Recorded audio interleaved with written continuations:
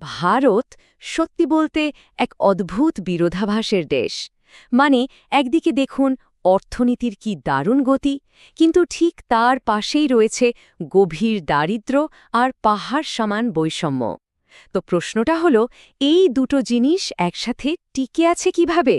চলুন আজকের আলোচনায় এই রহস্যটাই ভেদ করা যাক। আচ্ছা, আমরা কয়েকটা ধাপেই পুরো বিষয়টা বুঝব। প্রথমে আমরা দুই ভারতের গল্প শুনব, তারপর জানব এই যে অন্তর্ভুক্তিমূলক বৃদ্ধি বা ইনক্লুসিভ গ্রোথ বলা হচ্ছে সেটা আসলে কি। এরপর ভারতের নিজস্ব মডেল বা ব্লুপ্রিন্ট নিয়ে কথা বলবো, তার সাফল্য ব্যর্থতার একটা স্কোর কার্ড দেখব, আর সবশেষে ভাবব সামনের পথ কি হতে পারে। তাহলে চলুন শুরু করা যাক ভারতের অর্থনৈতিক গল্পের সে অবাক করা বৈপরীত্যগুলো দিয়ে। একদিকে ভারত এখন বিশ্বের অন্যতম বড় অর্থনৈতিক শক্তি। দারুণ ব্যাপার, তাই না? কিন্তু ঠিক তার উল্টো দিকে আরেকটা ছবিও আছে। দেশের সম্পদ এতটাই অল্প কিছু মানুষের হাতে জমা হয়েছে, যা একটা গভীর বিভাজন তৈরি করে দিয়েছে। অবস্থাটা এমন যে বলা হচ্ছে বৈষম্য ব্রিটিশ আমলকেও ছাড়িয়ে গেছে। এই বিষয়টাকে বিশ্বব্যাংক খুব সুন্দরভাবে তুলে ধরেছে। তাদের এক পর্যবেক্ষণে দীপক দাশগুপ্ত বলছেন, একদিকে আমাদের সেরা ছাত্রছাত্রীরা বিশ্ব কাঁপাচ্ছে, আর অন্যদিকে দেশের বেশিরভাগ শিশু প্রাথমিক স্কুলেই ঠিকমতো শিখতে পারছে না। এই যে সুযোগের একটা বিশাল ফারাক, এটাই হলো সেই দুই ভারতের বাস্তব চিত্র। তো প্রশ্ন হল, একটা দেশ এই ধরনের বৈপরীত্যের মোকাবেলা করবে কিভাবে? এর উত্তর লুকিয়ে আছে একটা শক্তিশালী ধারণার মধ্যে, যার নাম অন্তর্ভুক্তিমূলক বৃদ্ধি বা ইনক্লুসিভ গ্রোথ। দেখুন, অন্তর্ভুক্তিমূলক বৃদ্ধির মূল কথাটা কিন্তু খুব সহজ। এটা শুধু জিডিপির হার বাড়ানোর কথা বলে না, বরং এটা নিশ্চিত করতে চায় যে অর্থনৈতিক উন্নতির সুফলটা যেন সমাজের একেবারে ওপর তলা থেকে নিচ তলা পর্যন্ত সবার কাছে ঠিকঠাক পৌঁছায়। মানে বৃদ্ধিটা হতে হবে সবার জন্য। পার্থক্যটাই এখানেই। একটা মডেলে সম্পদ শুধু কয়েকটা বড় শিল্প বা কোম্পানির হাতেই জমা হয়, আর আশা করা হয় যে তার ছিটে ফোটা হয়তো নিচেও এসে পৌঁছবে। আর অন্তর্ভুক্তিমূলক বৃদ্ধির মডেলটা ঠিক তার উল্টো। এখানে চেষ্টা করা হয় যাতে উন্নয়নের সুযোগটা সমাজের সব স্তরের মানুষের কাছে পৌঁছায় এবং সবাই যেন তাতে অংশ নিতে পারে। আর এর জন্য শুধু অর্থনীতির দিকে তাকালেই চলে না। একটা সত্যিকারের অন্তর্ভুক্তিমূলক বৃদ্ধির কৌশলে অনেকগুলো দিক দেখতে হয়, যেমন দারিদ্র্য কমানো, ভালো চাকরি তৈরি করা, কৃষি, স্বাস্থ্য, শিক্ষার উন্নতি, এমনকি পরিবেশ রক্ষার মতো বিষয়গুলো এর সঙ্গে সরাসরি জড়িত। কারণ দিনের শেষে সবকিছুর লক্ষ্য তো মানুষের জীবনযাত্রার মান উন্নত করা। এই বড় ধারণাটাকে বাস্তবে রূপ দিতে ভারত কিন্তু তার নিজস্ব একটা পথ তৈরি করেছে। একে প্রায়ই ভারতীয় মডেল বলা হয়। চলুন এবার সেই মডেলটাকেই একটু কাছ থেকে দেখা যাক। ভারতের এই পথ চলা কিন্তু একদিনে তৈরি হয়নি। কয়েক দশক ধরে এর বিবর্তন হয়েছে। স্বাধীনতার পর ছিল রাষ্ট্রনিয়ন্ত্রিত অর্থনীতি, ১৯৯১ পর এলো উদারীকরণ, যেখানে বেসরকারি খাতের ভূমিকা বাড়ল, আর ২০১৪ সালের পর থেকে নীতি আয়োগের মাধ্যমে এক নতুন আরও বাস্তবসম্মত পদ্ধতির দিকে এগোনোর চেষ্টা চলছে। অর্থনীতিবিদ ড. অরবিন্দ ভেরামানের মতে এই ভারতীয় মডেলটা মূলত ৩টে পিলারের উপর দাঁড়িয়ে আছে। প্রথমত, একটা বাজার ভিত্তিক অর্থনীতি, কিন্তু সরকার সেখানে প্রয়োজনে হস্তক্ষেপ করবে। দ্বিতীয়ত, অন্ত্যোদয়, অর্থাৎ সমাজের সবচেয়ে পিছিয়ে পড়া মানুষটির ক্ষমতায়ন। আর তৃতীয়টা খুব ইন্টারেস্টিং, ম্যাক্রো প্র্যাগম্যাটিজম, মানে বাস্তববাদী নীতি। এই ম্যাক্রো প্র্যাগম্যাটিজম জিনিসটা আসলে কি? ড.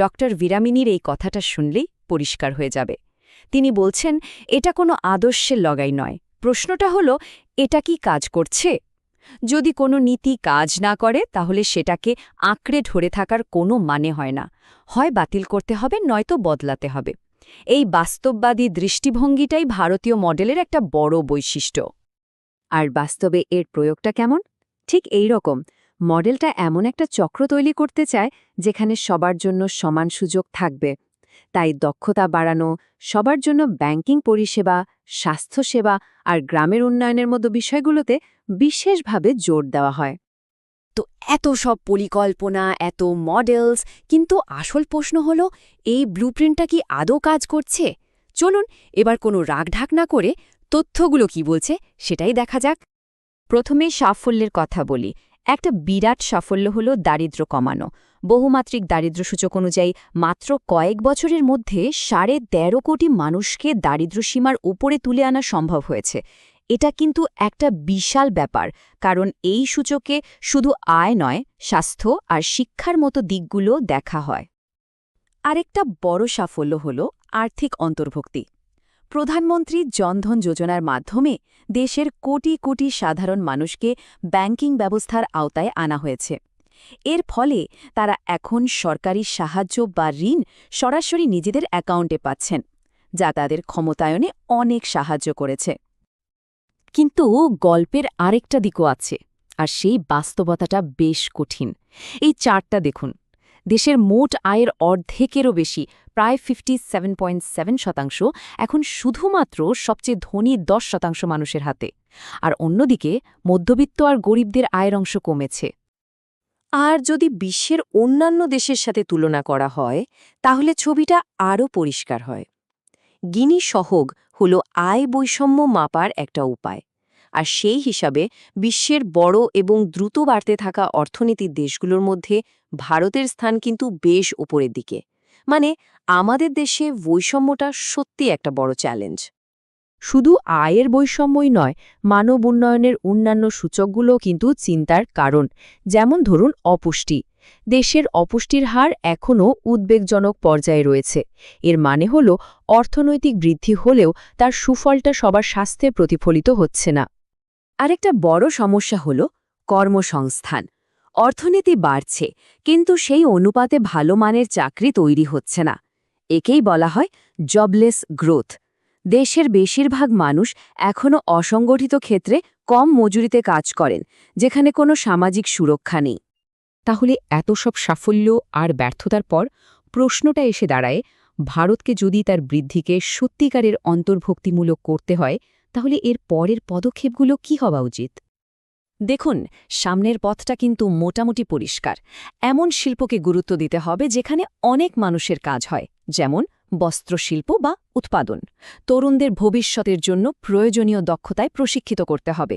আর ক্ষমতাকে একেবারে তৃণমূল স্তরে নিয়ে যেতে হবে, যাতে সরকারি প্রকল্পের সুবিধা সরাসরি মানুষের কাছে পৌঁছায় এবং দুর্নীতি কমে। সবশেষে একটা বড় প্রশ্ন আমাদের সামনে এসে দাঁড়ায়। ভারত যখন একটা উন্নত দেশ হওয়ার স্বপ্ন দেখছে, তখন সে কি এমন একটা উন্নয়নের মডেল তৈরি করতে পারবে যা সমাজের সবাইকে সঙ্গে নিয়ে এগোবে, নাকি ধনী আর দরিদ্রের মধ্যে বাড়তে থাকা এই ব্যবধানই তার ভবিষ্যৎটা লিখে দেবে? এই প্রশ্নের উত্তরটা কিন্তু আমাদের সবাইকে মিলে খুঁজতে হবে। ভারতের অর্থনীতি নিয়ে যখনই কথা হয়, একটা ছবি আমাদের সবার চোখে ভাসে, বিশাল উন্নতি, তাই না? কিন্তু এর ঠিক নিচেই একটা বড় প্রশ্ন লুকিয়ে আছে। এই যে এত অগ্রগতি, এর সুফলটা কি সবাই সমানভাবে পাচ্ছে? আজকের এই বিশ্লেষণে আমরা ঠিক এটাই দেখব। ভারত কিভাবে তার সব নাগরিককে এই উন্নয়নের যাত্রায় সামিল করার এক জটিল অভিযানে নেমেছে। ভারতের অর্থনৈতিক গল্পটা শুরু করলেই একটা অদ্ভুত ব্যাপার চোখে পড়ে। একদিকে যেমন ভারত এখন বিশ্বের সবচেয়ে দ্রুত বাড়তে থাকা বড় অর্থনীতিগুলোর একটা, ঠিক তার উল্টো দিকে আর একটা ছবিও আছে। সেখানে দেশের বেশিরভাগ সম্পদ জমা হয়েছে মাত্র অল্প কিছু মানুষের হাতে। এই বিভাজনটা এতটাই গভীর যে বলা হচ্ছে ব্রিটিশ আমলের চেয়েও বৈষম্য এখন বেশি। তো এই যে দুটো ভারতের কথা বলা হচ্ছে, চলুন এর গভীরে গিয়ে দেখি। কিছু সাধারণ পরিসংখ্যান দেখলেই বোঝা যাবে এই বিভাজনের ছবিটা আসলে কতটা মারাত্মক। অক্সফ্যামের একটা রিপোর্ট কি বলছে জানেন? দেশের মোট সম্পদের প্রায় ৭৭% রয়েছে মাত্র ১০% মানুষের হাতে। একবার ভাবতে পারেন? তার মানে বাকি যে ৯০% মানুষ, তাদের সবার কাছে আছে মাত্র ২৩% সম্পদ। এখান থেকেই বৈষম্যের ছবিটা কিন্তু একদম পরিষ্কার হয়ে যায়। শুধু টাকার অঙ্কেই নয়, এই বৈষম্যটা আমাদের জীবনে প্রায় সব দিকেই ছড়িয়ে পড়েছে। বিশ্বব্যাংকের দীপক দাশগুপ্ত যেমনটা বলেছেন, একদিকে আমাদের সেরা ছাত্রছাত্রীরা গোটা বিশ্ব কাঁপাচ্ছে, আর অন্যদিকে দেশের বেশিরভাগ শিশুই প্রাথমিক স্কুলেই ঠিকমতো শিখতে পারছে না। সুযোগের এই বিশাল ফারাকটাই হলো সেই দুই ভারতের আসল ছবি। তো এই বিরাট চ্যালেঞ্জটা মোকাবিলার জন্যেই একটা নতুন পথের কথা ভাবা হলো, যার নাম ইনক্লুসিভ গ্রোথ বা অন্তর্ভুক্তিমূলক প্রবৃদ্ধি। কিন্তু এই ধারণাটা আসলে কি? চলুন একটু সহজ করে বুঝি। খুব সহজ করে বললে, ইনক্লুসিভ গ্রোথের মানে শুধু দেশের আয় বা জিডিপি বাড়ানো নয়, এর আসল লক্ষ্য হল এটা নিশ্চিত করা যে উন্নয়নের সুফলটা যেন সমাজের একেবারে ওপর থেকে নিচ পর্যন্ত মানে শেষ মানুষটার কাছেও পৌঁছায়। সবাইকে সঙ্গে নিয়ে এগোনো, এটাই হলো মূল কথা। ব্যাপারটা বুঝতে হলে আমাদের দুটো মডেলের তফাৎটা একটু দেখতে হবে। পুরনো ধারণাটা ছিল ট্রিকল ডাউন গ্রোথ, মানে ওপরতলার মানুষদের আয় বাড়লে তার ছিটে ফোঁটা চুয়ে চুয়ে হয়তো গরিবদের কাছে পৌঁছাবে। আর অন্তর্ভুক্তিমূলক প্রবৃদ্ধি বলছে ঠিক তার উল্টো কথা। এখানে শুরু থেকেই চেষ্টা করা হয় যাতে উন্নয়নের সুযোগটা সমাজের সব স্তরের মানুষের কাছে পৌঁছায়। আর এই যে ধারণাটা, এটা কিন্তু শুধু কথার কথা হয়ে থাকেনি। 2007 থেকে 2012 সালের একাদশ পঞ্চবার্ষিকী পরিকল্পনায় ভারত সরকার এটাকে অফিসিয়ালি গ্রহণ করে। এটা দেশের নীতি নির্ধারণের ক্ষেত্রে একটা বিরাট মোড় ছিল। তথ্য তো বোঝা গেল, কিন্তু ভারত এটাকে কাজে লাগালো কিভাবে? এই ধারণাটাকে বাস্তবে রূপ দেওয়ার জন্য ভারত তার নিজস্ব একটা মডেল তৈরি করেছে। চলুন সেটাই এবার দেখা যাক। অর্থনীতিবিদ ডক্টর অরবিন্দ বিরমানির মতে এই ভারতীয় মডেলটা মূলত 3টে পিলারের উপর দাঁড়িয়ে আছে। প্রথমত, একটা বাজারভিত্তিক অর্থনীতি, তবে সরকার প্রয়োজনে হস্তক্ষেপ করবে। দ্বিতীয়টা হল অন্তোদয়, মানে সমাজের একেবারে শেষ প্রান্তে থাকা মানুষটির ক্ষমতায়ন। আর তৃতীয়টা হল ম্যাক্রো প্র্যাগম্যাটিজম, মানে কোনো নির্দিষ্ট ইডিওলজিতে আটকে না থেকে যে নীতিটা কাজে দেবে সেটাই করা। এই যে বাস্তববাদী ব্যাপারটা, এটাই কিন্তু আসল কথা। ডক্টর বিরমানির এই কথাটা শুনলেই পুরো ব্যাপারটা পরিষ্কার হয়ে যায়। এখানে বিচার্য হলো কোনো নীতি কাজ করছে কি করছে না, কোনো নির্দিষ্ট মতাদর্শে আটকে থাকাটা আসল উদ্দেশ্য নয়। তো ব্লুপ্রিন্ট তো তৈরি হলো, কিন্তু আসল প্রশ্ন হলো এটা কতটা কাজ করেছে। চলুন এবার একটু এর রিপোর্ট কার্ডটা দেখা যাক।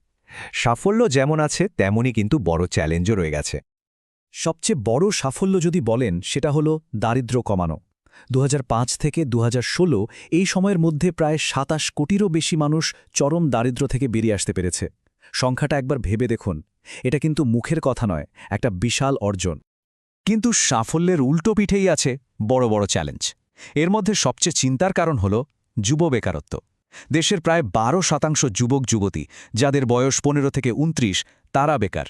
এই হারটা কিন্তু বয়স্কদের বেকারত্বের হারের থেকে অনেকটাই বেশি। আবার যদি সাফল্যের দিকে তাকাই তাহলে বলতেই হয় আর্থিক অন্তর্ভুক্তির কথা।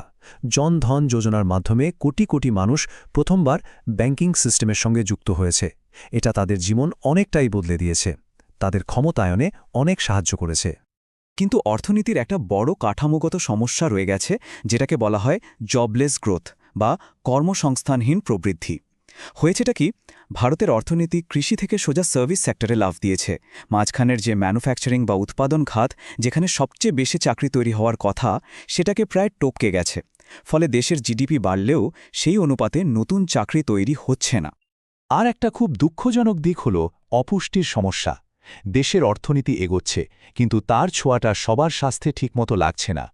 বিশেষ করে শিশুদের মধ্যে বৃদ্ধি বাধা পাওয়া আর মহিলাদের মধ্যে রক্তাল্পতার মতো সমস্যাগুলো এখনও একটা বড় চিন্তার কারণ হয়ে রয়ে গেছে। তো এই যে সাফল্য আর ব্যর্থতার একটা মিশ্র ছবি আমরা দেখলাম, এরপর কি? ভারতের ভবিষ্যৎ পথটা কি হওয়া উচিত? বৃদ্ধিকে সত্যিকারের অন্তর্ভুক্তিমূলক করতে বিশেষজ্ঞরা কি পরামর্শ দিচ্ছেন? বিশেষজ্ঞরা মূলত 4টে বিষয়ের উপর খুব জোর দিচ্ছেন। প্রথমত, এমন শিল্পকে গুরুত্ব দিতে হবে যেখানে অনেক মানুষের কাজ হয়। দ্বিতীয়ত, তরুণদের ভবিষ্যতের জন্য প্রয়োজনীয় দক্ষতায় প্রশিক্ষিত করতে হবে। তৃতীয়ত, ক্ষমতাকে একেবারে তৃণমূল স্তরে নিয়ে যেতে হবে। আর সবশেষে, দুর্নীতি কমাতে প্রতিষ্ঠানগুলোকে আরও মজবুত করে তুলতে হবে। শেষ পর্যন্ত একটা বড় প্রশ্ন আমাদের সামনে এসে দাঁড়ায়। ভারত যখন একটা উন্নত দেশ হবার স্বপ্ন দেখছে, তখন সে কি এমন একটা উন্নয়নের মডেল তৈরি করতে পারবে যা সমাজের সবাইকে সঙ্গে নিয়ে এগোবে, নাকি ধনী আর দরিদ্রের মধ্যে বাড়তে থাকা এই ব্যবধানই তার ভবিষ্যৎটা লিখে দেবে? এই উত্তরটা কিন্তু সময়ের হাতেই তোলা রইল। নমস্কার, আজকের আলোচনায় আমরা একটা খুব জরুরি বিষয়কে সহজভাবে বোঝার চেষ্টা করব, যাতে এর মূল ধারণাটা সবার কাছে একদম পরিষ্কার হয়ে যায়। এই আলোচনায় আমরা ধাপে ধাপে এগোব। প্রথমে আমরা দেখব যে দেশের অর্থনৈতিক উন্নতির প্রচলিত মাপকাঠিগুলো কেন সবসময় ঠিক ছবিটা তুলে ধরে না। এরপর আমরা জানব যে এর চেয়ে ভালো আর ন্যায্য পথ কোনটা হতে পারে, দেখব বাস্তবে সেটা কিভাবে কাজ করে, আর সবশেষে আলোচনা করব কিভাবে এই সাফল্যকে দীর্ঘস্থায়ী করা সম্ভব। চলুন তাহলে শুরু করা যাক। আর শুরুতেই একটা খুব সাধারণ ধারণাকে একটু চ্যালেঞ্জ করি। আমরা তো হামেশাই শুনি যে মোট আভ্যন্তরীণ উৎপাদন বা জিডিপি হল একটা দেশের সাফল্যের প্রধান মাপকাঠি, তাই না? কিন্তু প্রশ্ন হল, এটা কি সত্যি পুরো ছবিটা আমাদের সামনে তুলে ধরে? এখানেই একটা অদ্ভুত ব্যাপার দেখা যায়। অনেক দেশের অর্থনীতি আকারে বড় হচ্ছে, জিডিপি বাড়ছে, কিন্তু সাধারণ মানুষের জীবনে দারিদ্র্য বা অসাম্য কমছে না। আর ঠিক এই সমস্যাটা থেকেই অন্তর্ভুক্তিমূলক বৃদ্ধির ধারণাটা সামনে এসেছে। মানে এমন একটা বৃদ্ধির কথা বলা হচ্ছে যা শুধু কাগজে কলমে নয়, বাস্তবেও মানুষের জীবনকে ছুঁয়ে যায়। তাহলে জিডিপি যদি যথেষ্ট না হয়, উপায়টা কি? চলুন এই আলোচনার যে মূল বিষয়, সেই অন্তর্ভুক্তিমূলক প্রবৃদ্ধি জিনিসটা ঠিক কি, সেটা এবার একটু বুঝে নিই। ব্যাপারটা আসলে শুধু দেশের অর্থনীতির আকার কত বড় হচ্ছে তা নিয়ে নয়, বরং সেই অর্থনীতির সুফলটা সমাজের সব স্তরের মানুষের কাছে ঠিকঠাক পৌঁছচ্ছে কিনা সেটাই আসল কথা। মানে সবার জন্য সুযোগ তৈরি হচ্ছে কিনা সেটাই দেখতে হবে। ওয়ার্ল্ড ইকোনমিক ফোরামের এই কাঠামোটা খুব সুন্দরভাবে দেখায় যে একটা সত্যিকারের অন্তর্ভুক্তিমূলক অর্থনীতি গড়তে গেলে কোন কোন দিকে নজর দিতে হবে। দেখুন, এখানে শিক্ষা থেকে শুরু করে পরিকাঠামো, কর্মসংস্থান, দুর্নীতি দমন সবই কিন্তু এর গুরুত্বপূর্ণ অংশ। আচ্ছা, এবার চলুন দেখি এই ধারণাটা কিভাবে আরও একটা বড় ভাবনার সঙ্গে জুড়ে যাচ্ছে, আর সেটা হলো স্থিতিশীলতা বা সাস্টেনেবিলিটি। স্থিতিশীল উন্নয়নের এটাই হলো সবচেয়ে পরিচিত সংজ্ঞা, আর এই ধারণাটা অন্তর্ভুক্তিমূলক প্রবৃদ্ধির সঙ্গে ওতপ্রোতভাবে জড়িত। মানে আজকের উন্নতিটা এমনভাবে করতে হবে যাতে আগামী প্রজন্মের কোনো ক্ষতি না হয়। একটা উন্নয়নকে সত্যিকারের স্থিতিশীল হতে হলে তাকে কিন্তু তিনটে দিকই সামলাতে হয়। একদিকে যেমন অর্থনৈতিক উন্নতি দরকার, তেমনি সামাজিক ন্যায় আর পরিবেশের সুরক্ষাও নিশ্চিত করতে হবে। এই তিনটের মধ্যে একটা ভারসাম্য রাখাটা খুবই জরুরি। সুতরাং মূল কথাটা হলো, একটা ছাড়া অন্যটা সম্ভব নয়। আজকের দিনে যদি আমরা সবার জন্য সুযোগ তৈরি করতে পারি, তাহলেই কিন্তু আমরা একটা স্থিতিশালী ভবিষ্যতের ভিত্তি গড়তে পারব। এতক্ষণ তো বেশ কিছু তত্ত্বের কথা হলো। এবার চলুন দেখি এই নীতিগুলোকে বাস্তবে কিভাবে কাজে লাগানো যায়। আর এর একটা দারুণ উদাহরণ হল ভারতের একাদশ পঞ্চবার্ষিকী পরিকল্পনা। দেখুন, এই পরিকল্পনায় একটা খুব গুরুত্বপূর্ণ লক্ষ্য রাখা হয়েছিল, আর সেটা হলো কৃষিক্ষেত্রে প্রবৃদ্ধির হারকে দ্বিগুণ করে বছরে 4% নিয়ে যাওয়া। কেন? কারণ ভারতের বেশিরভাগ মানুষই কৃষির ওপর নির্ভরশীল। তাই কৃষির উন্নতি মানেই সমাজের একটা বিশাল অংশের মানুষের উন্নতি। আর এই লক্ষ্যটা পূরণ করার জন্য কিন্তু একটা বহুমুখী কৌশল নেওয়া হয়েছিল। একেবারে জেলা স্তরের পরিকল্পনা থেকে শুরু করে সেচ ব্যবস্থা, এমনকি সারের ভর্তুকি পর্যন্ত সব দিকেই নজর দেওয়া হয়েছিল। এই পরিকল্পনাতে এটা খুব স্পষ্টভাবে মেনে নেওয়া হয়েছিল যে দেশের পিছিয়ে পড়া এলাকাগুলোকে জুড়তে আর নতুন সুযোগ তৈরি করতে ভালো মানের পরিকাঠামো কতটা দরকারি, সেটা গ্রামের রাস্তাই হোক বা ইন্টারনেট পরিষেবা। এই পরিকল্পনাটা একটা বিশাল সুযোগকে চিহ্নিত করেছিল। সেটা হলো ভারতের বিশাল তরুণ প্রজন্মকে সঠিক প্রশিক্ষণের মাধ্যমে দক্ষ কর্মী হিসেবে গড়ে তোলা, যাতে তারা বিশ্বমঞ্চে নিজেদের জায়গা করে নিতে পারে। আর এই রূপরেখার একেবারে কেন্দ্রে ছিল সামাজিক ন্যায়। সমাজের সবচেয়ে পিছিয়ে পড়া মানুষদের শক্তিশালী করার জন্য নির্দিষ্ট পদক্ষেপ নেওয়া হয়েছিল, যাতে একটা ন্যায্য আর অন্তর্ভুক্তিমূলক সমাজ তৈরি করা যায়। আচ্ছা, শুধু একটা ভালো পরিকল্পনা করলেই তো হলো না, তাই না? তাকে সত্যি করে তুলতে একটা স্পষ্ট রূপায়ণ কৌশলও দরকার। বিভিন্ন গবেষণা থেকে দেখা গেছে যে সাফল্য মূলত 3টে গুরুত্বপূর্ণ পথের উপর নির্ভর করে, আর এই পথগুলো একসাথে কাজ করে একটা পরিকল্পনাকে বাস্তবে রূপ দেয়। প্রথমত, একটা মজবুত নীতি কাঠামো দরকার। এটাকে অনেকটা একটা রোড ম্যাপের মতো ভাবতে পারেন, যা পুরো প্রক্রিয়াটাকে সঠিক পথে চালনা করে আর প্রয়োজনীয় নিয়ন্ত্রণ ও ভারসাম্য বজায় রাখে। দ্বিতীয়ত, দরকার শক্তিশালী প্রতিষ্ঠান, মানে এমন ব্যবস্থা যা সম্পদকে দক্ষতার সঙ্গে এবং ন্যায্যভাবে সবার কাছে পৌঁছে দেওয়ার ভিত্তি তৈরি করে। কারণ ব্যবস্থা যদি দুর্বল হয়, তাহলে কিন্তু বৈষম্য আরও বেড়ে যাওয়ার ভয় থাকে।